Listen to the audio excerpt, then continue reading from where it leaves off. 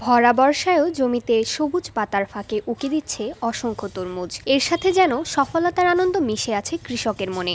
অসময়ে তরমুজের ভালো ফলনে কৃষকদের মনে নতুন এক স্বপ্নের সফলতা ধরা দিচ্ছে। প্রতিটি তরমুজ 1.5 থেকে 2 কেজি হয়েছে। পরিপক্ক হতে আরও সপ্তাহ 2 সময় লাগবে।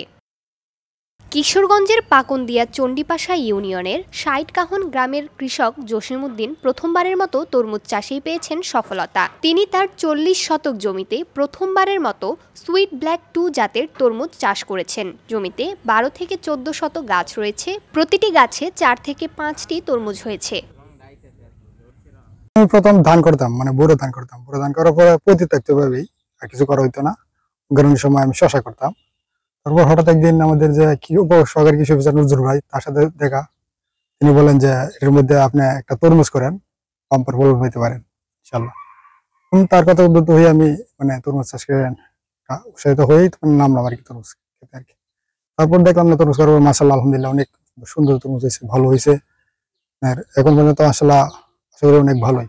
ট্রাক্টর দিয়ে জমি চাষ করছি। জমি চাষ করার পর সার লাগে প্রয়োজন হয়, সবকিছু দিছি। দেওয়ার পর মালচিং দিলাম। মালচিং পর তারপর সারা বীজ রোপণ করছি।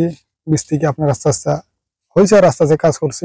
এক সময় যে জমি অধিকাংশ সময় পতিত থাকত, নানান চাষাবাদে আশানুরূপ সফলতা আসছিল না, ঠিক সেই সময় 2 মাসেরও কম সময়ে তরমুজের বাম্পার ফলনে লাভবান হওয়ার আশাবাদী হচ্ছেন কৃষকরা।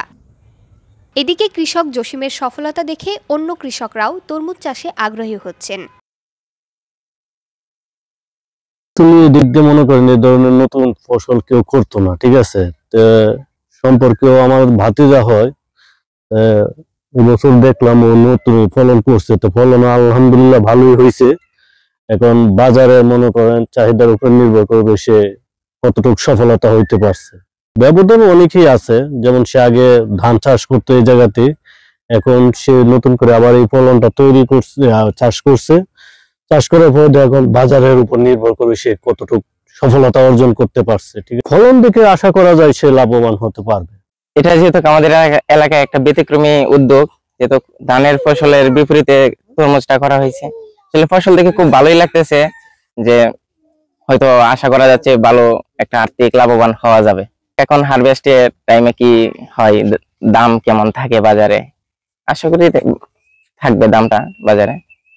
তো আমরা সবাই উৎসাহ দিতেছি যে এটা ভাই করেন, ভবিষ্যতে যদি ভালো হয় আমরাও করব। উপজেলা কৃষি বিভাগ জানায়, তরমুজ একটি লাভজনক চাষাবাদ। অল্প সময়ে কম খরচে কৃষকরা অধিক লাভবান হয়ে থাকেন। এজন্য দিন দিন এই উপজেলায় তরমুজের আবাদ বাড়ছে। মাত্র 70 থেকে 75 দিনের ফসল এটি।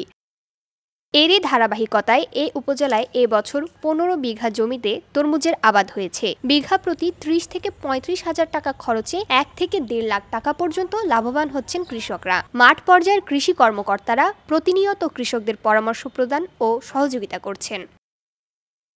কৃষক জসিম ভাই এই জমিটাতে আপনার বোরো চাষ করতো। বোরো চাষের পর সে বিভিন্ন ধরনের শাকসবজি চাষাবাদ করছে।